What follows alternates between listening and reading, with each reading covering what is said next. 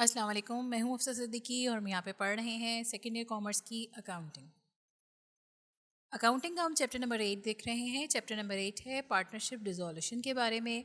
और इससे पहले वाले लेक्चर के अंदर हमने डिटेल में देखा कि डिसोल्यूशन ऑफ पार्टनरशिप क्या होती है और उसके अंदर कौन कौन से स्टेप्स इन्वॉल्व होते हैं जब हम पार्टनरशिप को डिसॉल्व कर रहे हों या हम पार्टनरशिप को लिक्विडेट कर रहे हों। आज के लेक्चर के अंदर मैं यहाँ पे आपकी बुक में से प्रॉब्लम नंबर 1 को एक्सप्लेन करूँगी। प्रॉब्लम नंबर 1 में कहा जा रहा है A B and C were partners in the name of Babu Bhai Merchant. They share profit and losses in the ratio of 1:1:1। यानी कि 3 पार्टनर्स हैं और बाबू भाई मर्चेंट के नाम से ये लोग काम कर रहे हैं और ए बी और सी तीनों इक्वल पार्टनर्स हैं। तीनों के 1:1:1 का शेयर है, यानी कि इक्वल पार्टनर्स हैं। इनकी कंपनी की बैलेंस शीट यहाँ पे हमें दी गई है कि क्या काम जो है कंपनी कर रही है, कितने उसके पास एसेट्स हैं, उसकी क्या इक्विटी है। हम अगर बैलेंस शीट को थोड़ा सा डिटेल में देखें तो कंपनी के पास कुछ कैश पड़ा है और बैंक में कुछ अमाउंट है 33,000 का। फिर अकाउंट रिसीवेबल्स हैं कंपनी के, जो कि एक एसेट ही होता है 29,000 के। फिर मर्चेंडाइज इन्वेंट्री है 26,000 की। फिर फर्नीचर एंड फिक्सचर है 24,000 का। इसी के साथ साथ इक्विटीज़ हैं कुछ, जिसमें अकाउंट पेबल्स हैं 4,000 के, नोट्स पेबल हैं 8,000 के। फिर ए बी और सी का कैपिटल यहाँ पे गिवन है 40,000, 20,000 एंड 40,000। तो कुल मिला के टोटल एसेट्स 1,12,000 के और इक्विटी साइड भी हमारी 1,12,000 बन रही है। अगर हम इसकी रिक्वायरमेंट की तरफ चलें तो रिक्वायरमेंट से पहले एक यहाँ पे स्टेटमेंट दी गई है, the partner decided to dissolve the firm. Partners ने डिसाइड किया है कि फर्म को डिसॉल्व कर दिया जाए, ठीक है, इनके ख़त्म कर दिया जाए। अब हमें पता है कि जब पार्टनरशिप डिसॉल्व होती है तो कुछ स्टेप्स फॉलो करने होते हैं। उन स्टेप्स को फॉलो करने से पहले हम देख लेते हैं कि रिक्वायरमेंट में क्या चीज़ है। तमाम जो एंट्रीज़ हैं वो हमने पास करनी है जर्नल में, और तमाम जो रिजोल्यूशन की ट्रांजेक्शन्स हैं उसको हम देख सकते हैं कि जिसमें सबसे पहले कहा जा रहा है कि cash ₹25,000 was collected from debtors in full settlement. Second इसमें कहा जा रहा है cash ₹72,000 receive from the sale of inventory and furniture and fixture.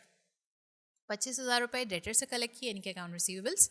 72,000 जो हैं वो इन्वेंट्री को हमने सेल किया और इसके साथ साथ फर्नीचर और फिक्सचर्स को सेल करा, जिसके ऊपर हमें 72,000 का अमाउंट मिला। थर्ड इसमें कहा जा रहा है paid of the liabilities in full. जितनी भी लाइबिलिटीज़ थी, यानी कि पेबल्स थे, नोट्स पेबल्स थे, उन सबको पे कर दिया। फिर इसके बाद फोर्थ इसमें कहा जा रहा है all the available balance of cash after considering the above transactions distributed among the partners। जितना भी कैश जो है अवेलेबल होगा, यानी कि सब चीज़ें हमने कर लेनी है, दे दिया, बेच दिया, सब चीज़ें, और पिछला कैश या बैंक में जो भी अमाउंट पड़ा है उन सबको हम एक जगह करेंगे और जो कुछ भी बचेगा वो चाहे प्रॉफिट हो या वो लॉस हो, पार्टनर्स के दरमियान में तकसीम कर दिया जाएगा। तो इसके अंदर सबसे पहले हम जर्नल के ऊपर जाएंगे, और अगर इसके अंदर आपको याद हो तो जब हम डिसोल्यूशन का केस हमारे सामने आता है तो हमने कुछ स्टेप्स देखे थे, जिसके अंदर हमने सबसे पहले अपने अदर देन कैश जो असेट्स होते हैं उनको कन्वर्ट करना होता है कैश के अंदर, ठीक है।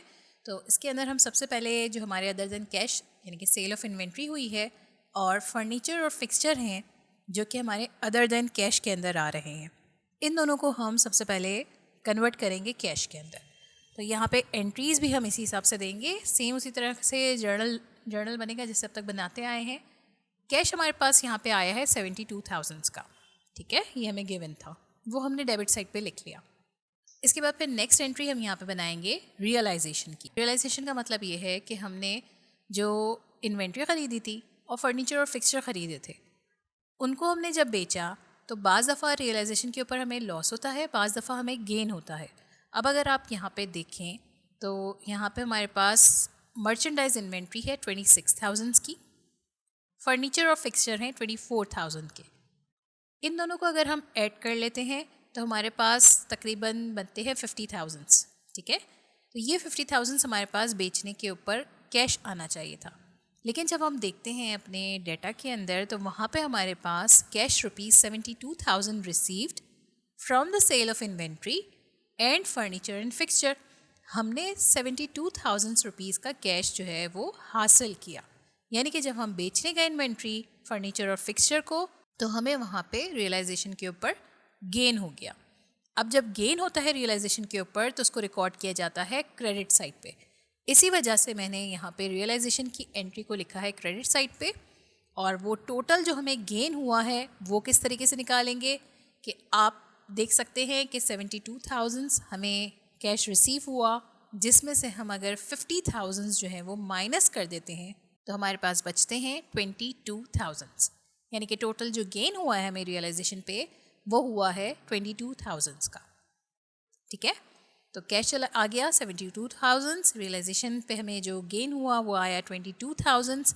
इसके साथ साथ मर्चेंडाइज इन्वेंट्री को हम यहाँ से लेस कर देंगे। 26,000 से हमारी क्रेडिट साइड पे चली गई है क्योंकि हम बेच चुके हैं, और साथ साथ फर्नीचर एंड फिक्सचर को भी 24,000 से हम क्रेडिट कर देंगे क्योंकि ये भी हमने अपने पास से सोल्ड आउट कर दिया।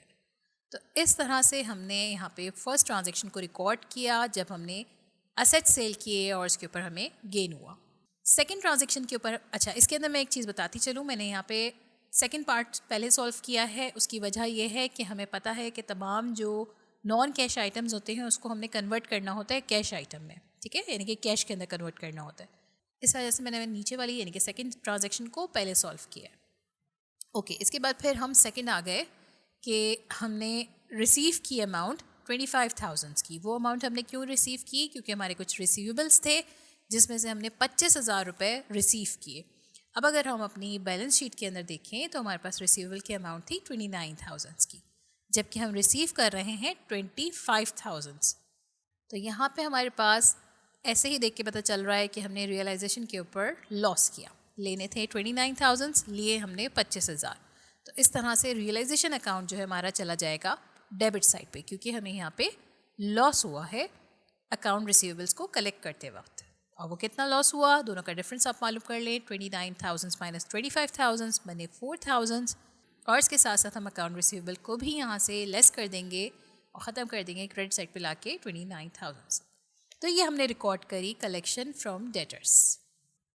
अब हम इसके थर्ड पार्ट पे आ गए, यानी कि हमारे पास अगर कोई लाइबिलिटीज़ है उनको पे करना है, और हमने सारी की सारी लाइबिलिटीज़ को पे कर दिया है। अकाउंट पेबल्स थे हमारे पास 4,000 रुपये के, वो हम ले गए डेबिट साइड पे क्योंकि हमने इसको पे कर दिया। इसी तरह नोट पेबल्स थे हमारे पास 8,000 रुपये की, उसको भी हम डेबिट साइड पे ले गए क्योंकि जब लाइबिलिटीज़ कम होती हैं तो वो डेबिट साइड पे जाती हैं। इस पे ना तो हमें कोई गेन हुआ है ना ही लॉस हुआ है। जितनी लाइबिलिटीज़ थी वो हमने फुल पे कर दी, बस हमारे पास से कैश चला गया है। इन दोनों को अगर आप प्लस कर लें तो हमारे पास आ जाएंगे 12,000, जो कि हमारे पास से कैश कम हो गया। तो ये हमने 3 ट्रांजेक्शन सॉल्व कर ली, और हम यहाँ पे लिख देते हैं to record payment of liabilities. अब हम जितना भी अवेलेबल कैश होगा, इससे पहले हम देखेंगे रियलाइजेशन के बारे में कि रियलाइजेशन के अंदर हमें कुछ गेन हुआ है टोटल ओवरऑल या फिर लॉस हुआ है। इसके लिए मैं आपको यहाँ पे एक इजी सी एक टिप दे देती हूँ कि देखें, रियलाइजेशन जहाँ जहाँ आपके पास क्रेडिट पे लिखा हुआ है, आप उन तमाम क्रेडिट वाले रियलाइजेशन को प्लस करेंगे, और जहाँ जहाँ हमारे पास रियलाइजेशन अकाउंट डेबिट साइड पे लिखा हुआ है उसको आप माइनस कर देंगे। ठीक है, अब जैसे देखिए हमारे पहले ए पार्ट के अंदर हम देख रहे हैं रियलाइजेशन अकाउंट है क्रेडिट साइड पे 22,000 का, इसमें से मैंने माइनस कर देना है बी ट्रांजेक्शन के अंदर, जो कि रियलाइजेशन हमारी आ रही है 4,000 रुपीज़ की डेबिट साइड पे, यानी कि 22,000 में से 4,000 रुपये जब हम माइनस करते हैं तो हमारे पास जो बचते हैं वो हमारा रियलाइजेशन अकाउंट कहलाएगा, और वो अमाउंट हमारा बनेगा 18,000 का।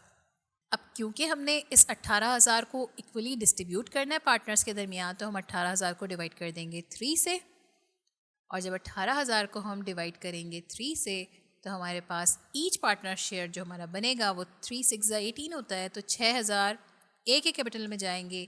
सेम इसी तरीके से 6,000 बी के कैपिटल में जाएंगे, और 6,000 रुपये ही हमारे सी के कैपिटल के अंदर चले जाएंगे। तो यहाँ पे हमने रियलाइजेशन अकाउंट को डिस्ट्रीब्यूट कर दिया पार्टनर्स के कैपिटल अकाउंट्स में। यहाँ आप देख सकते हैं कि सबके कैपिटल अकाउंट बढ़ रहे हैं 6,000 से, और रियलाइजेशन अकाउंट को हमने क्लोज कर दिया है जो कि हमें गेन हुआ था 18,000 रुपये का।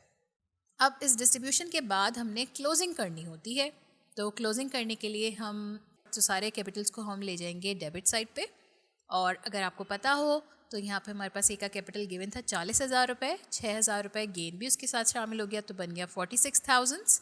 इसी तरीके से बी का कैपिटल था 20,000, 6,000 जेड ओ के बन गया 26,000, सी का कैपिटल भी था 40,000 जो कि हमें बैलेंस शीट में गिवन था, और जब 6,000 रुपये मिल गए इसके साथ तो बन गए 46,000।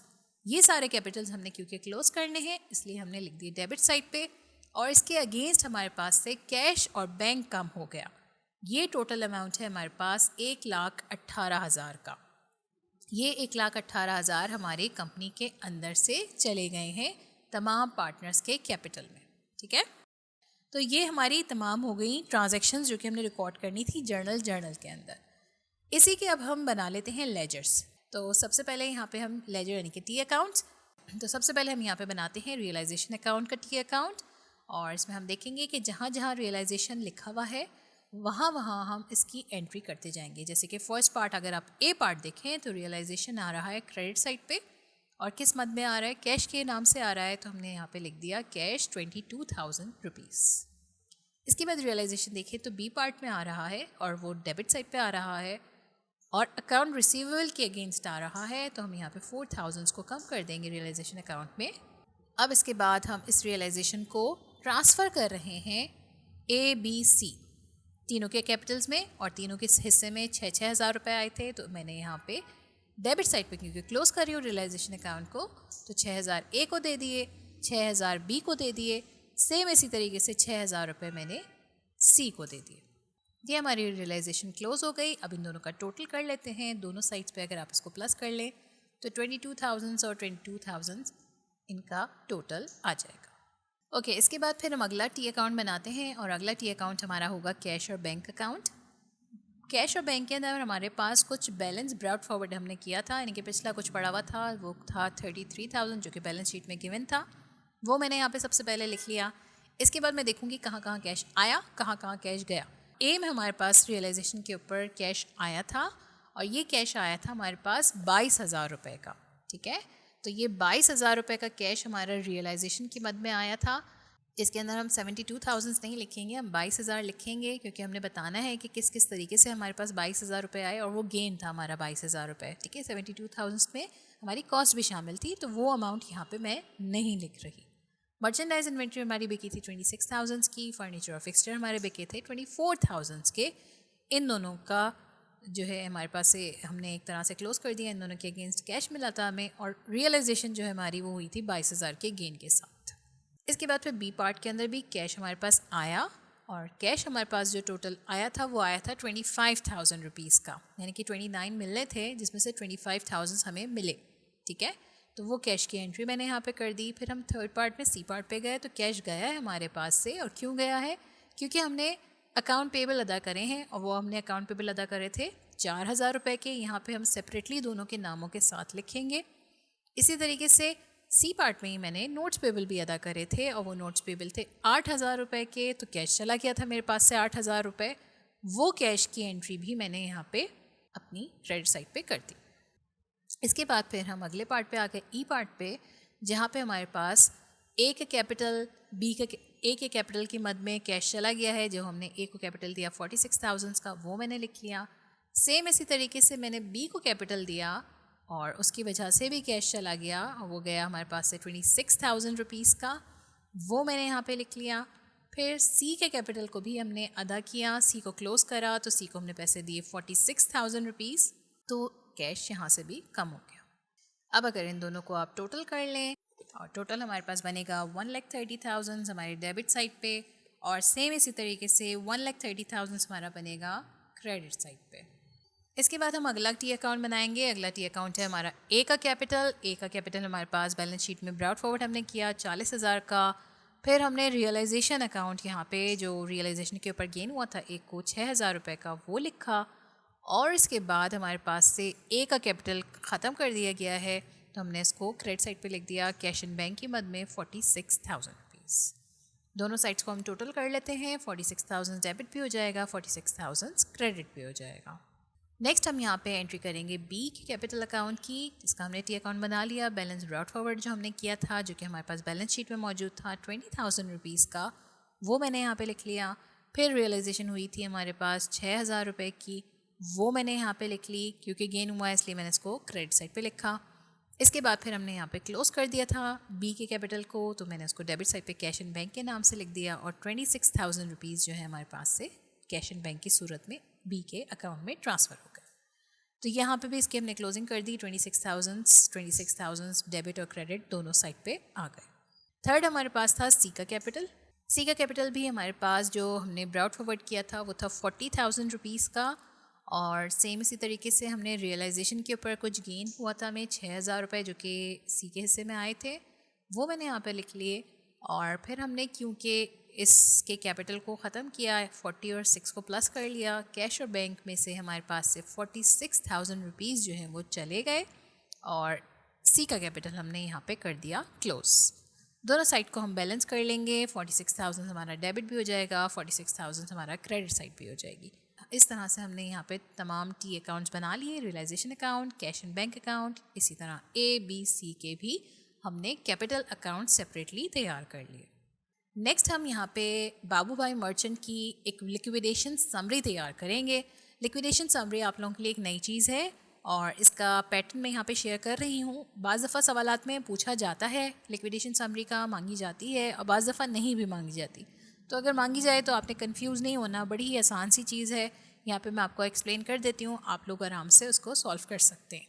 सबसे पहले हमने सेम वही बैलेंस शीट वाला काम करना है। एक साइड असेट साइड है, एक साइड हमारी इक्विटी साइड है, और फिर उसके बाद कैश एंड बैंक है। अच्छा, ये सब जो मैं हेड्स डाल रही हूँ ये आपने देखें, आपके सवालात के अंदर जो तमाम तर चीज़ें मौजूद है ना, वही चीज़ यहाँ पे मैं यूज़ कर रही हूँ।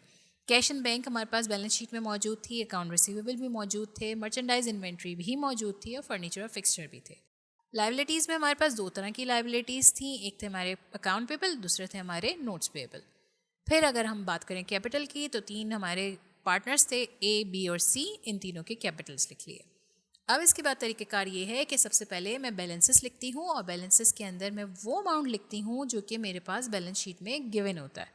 बैलेंस शीट में मेरे पास गिवन था कैश एंड बैंक का बैलेंस 33,000। ठीक है, ये एक तरह से आप कह सकते हैं कि ब्रॉड फॉरवर्ड वाला बैलेंस है, सही है। तो मैंने यहाँ पे कैश एंड बैंक के कॉलम में लिख दिया 33,000। इसके बाद अकाउंट रिसीवेबल हमारे पास गिवन था 29,000 रुपीज़ का, वो मैंने यहाँ पे लिख दिया। सेम इसी तरह मर्चेंडाइज इन्वेंट्री थी हमारे पास 26,000 रुपीज़ की, वो मैंने यहाँ पे लिख दी। फिर फर्नीचर और फिक्सचर था 24,000 रुपीज़ का, वो मैंने फर्नीचर एंड फिक्सचर के कॉलम में लिख दिया। लाइबिलिटीज़ की साइड पे आए, लाइबिलिटीज़ अकाउंट पेबल्स थे हमारे 4,000 रुपये के, वो मैं लिख देती हूँ इसके कॉलम के नीचे। फिर नोट्स पेबल थे मेरे पास और इन नोट्स पेबल की अमाउंट थी 8,000 रुपये की, तो ये नोट्स पेबल भी मैंने लिख दिए 8,000 के। इसके बाद ए बी और सी तीनों के कैपिटल्स थे। अगर ए का कैपिटल हम देखें तो वो हमारे पास मौजूद था 40,000 रुपये का, वो हम सबसे पहले ए के कॉलम में लिखेंगे। सेम इसी तरीके से बी का कैपिटल हमारे पास गिवन था 20,000 रुपीज़ का, ये मैंने लिख लिया बी के कॉलम में। और सी का कैपिटल भी हमारे पास गिवन था 40,000 का, वो मैंने सी के कॉलम में लिख लिया।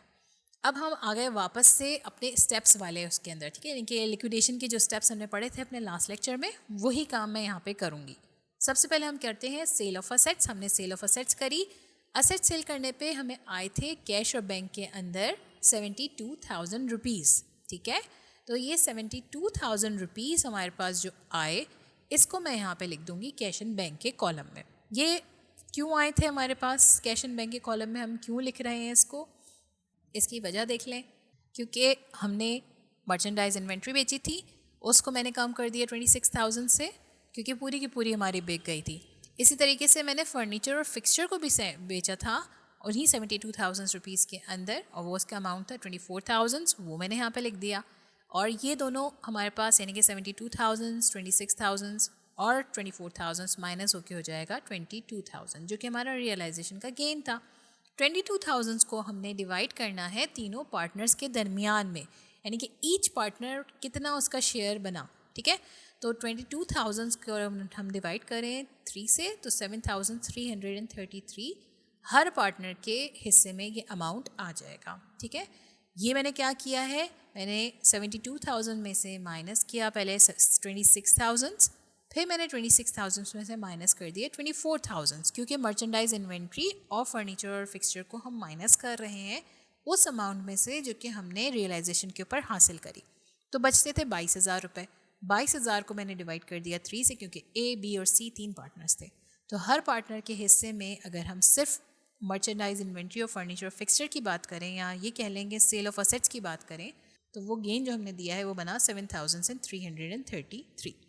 इसके बाद नेक्स्ट स्टेप होता है डेटर्स कलेक्शन, यानी कि अगर हमारे पास कुछ रिसीवेबल्स हैं तो हमने कलेक्ट कर लिए। वो रिसीवेबल्स हमने कलेक्ट करे थे 25,000 रुपये के, जो कि हमें सवाल में गिवन था, और असल में जो हमारे पास थी अमाउंट वो 29,000 रुपये थी। तो जो अमाउंट हमें हासिल हमने करी, यानी कि कैश और बैंक में जो पैसे आए हमारे पास वो 25,000 हैं, वो मैंने यहाँ पे कैश एंड बैंक के कॉलम में लिख दिए। अब क्योंकि मेरे पास से वो सारे रिसीवेबल्स जा चुके हैं तो मैं 29,000 को यहाँ पे ब्रैकेट्स में लिख रही हूँ ताकि मैं इसको माइनस को शो करा सकूँ। अकाउंटिंग के अंदर माइनस की साइन कहीं शो नहीं होती, हर चीज़ को ब्रैकेट में रखा जाता है। ये मैंने लिख दिया। इसके बाद फिर account payable as it is लिख लिए, 8,000 के notes payable as it is लिख लिए। अच्छा, इस 29,000 में से अगर मैं 25,000 माइनस करती हूँ, यानी कि जो अमाउंट थी मेरी वो कितनी थी, 25,000 थी, जबकि मुझे हासिल कितने करने चाहिए थे, 29,000, यानी कि यहाँ पे मुझे कुछ हो गया लॉस, और वो लॉस है 4,000 रुपये का। अब ये 4,000 रुपये मैंने डिवाइड करने हैं तमाम पार्टनर्स के दरमियान में, यानी कि एक पार्टनर ये लॉस बेयर नहीं करेगा बल्कि तीनों पार्टनर्स को ये लॉस दिया जाएगा। तो 4,000 को अगर मैं डिवाइड कर दूँ 3 से, तो एक पार्टनर के हिस्से में 1,333 रुपीज़ आ रहे हैं, सिर्फ और सिर्फ अकाउंट रिसीवेबल की रियलाइजेशन के लॉस के ऊपर। ठीक है, इससे पहले हमने बात करी थी गेन की, सेल ऑफ असेट्स। अब ये लॉस को भी हम डिवाइड करेंगे। अब देखें, डिवाइड करने का तरीक़ाकार ये है कि हम पहले वाले को पहले टोटल कर लेते हैं। जो हमारे बैलेंसेस बने, यानी कि 40,000 थे उसका ओपनिंग बैलेंस, जिसके ऊपर 7,333 उसको गेन हुआ, वो हमने रख दिया था। इन दोनों को प्लस किया तो बना 47,333, और इसके अंदर से हमने माइनस कर दिए 1,333। सेम काम हम बी के कैपिटल के साथ करेंगे। 27,333 में से वही अमाउंट हमने माइनस कर दिया जो लॉस का अमाउंट बन रहा है, और यही काम हम सी के कैपिटल के साथ भी करेंगे। ये हमने तमाम कैपिटल्स के अंदर से माइनस कर दिया लॉस। अब जो हमारे पास यहाँ पे बैलेंसेस बचे, यानी कि 1,05,000 में हमने प्लस कर दिए 25,000, तो बना टोटल 1,30,000 रुपये। ये 25,000 रुपये कैश हमारे पास आ गया है। ठीक है, 29,000 में से 29,000 जा चुके हैं, तो ये हमारा नील हो गया, ख़त्म हो गया। इसी तरह मर्चेंडाइज इन्वेंट्री और फर्नीचर और फिक्सचर भी हमारा ख़त्म हो चुका है। इनके भी बैलेंसेस का कोई काम नहीं है, अब हमने क्लियर कर दिया इसको। अकाउंट पेबल और नोट पेबल को हम एज इट इज़ यहाँ पे उतार लेंगे क्योंकि अभी हमने इसको क्लियर नहीं किया है।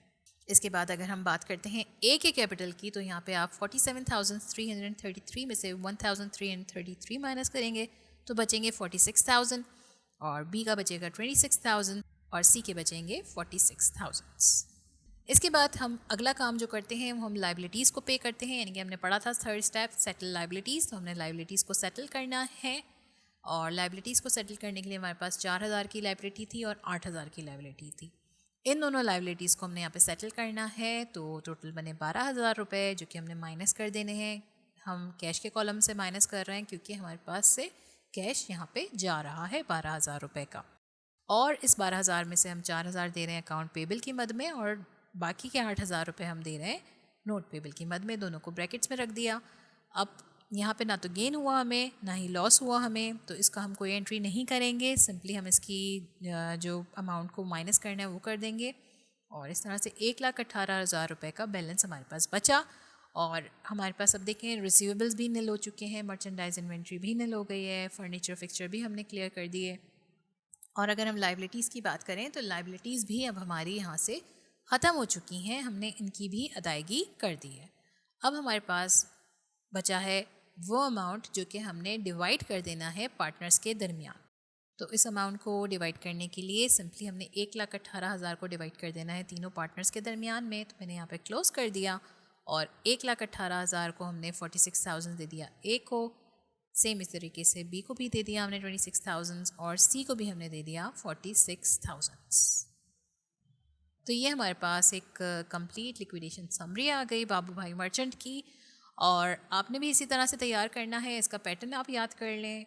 इसके लिए सिंपल से जो हमने लास्ट लेक्चर के अंदर मैंने आपको एक पिक्चर की मदद से बताया था कि क्या क्या स्टेप्स होते हैं, वही मैंने काम किया है। सेल ऑफ असेट्स किया, फिर डेटर्स कलेक्शन है, फिर पेड टू क्रेडिटर्स है, और लास्ट में मैंने अपना जो हमारे पार्टनर्स थे उनको पेमेंट कर दी। चाहे वो लॉस हुआ चाहे वो गेन हुआ, वो इसी तरह से डिस्ट्रीब्यूट होता चला जाएगा। तो ये था हमारा आज का लेक्चर, जिसके अंदर हमने पार्टनरशिप लिक्विडेशन का फर्स्ट प्रॉब्लम देखा कि किस तरह से उसको सॉल्व किया जाता है, क्या क्या स्टेप्स फॉलो किए जाते हैं। और उम्मीद है लेक्चर आप लोगों को अच्छा लगा होगा।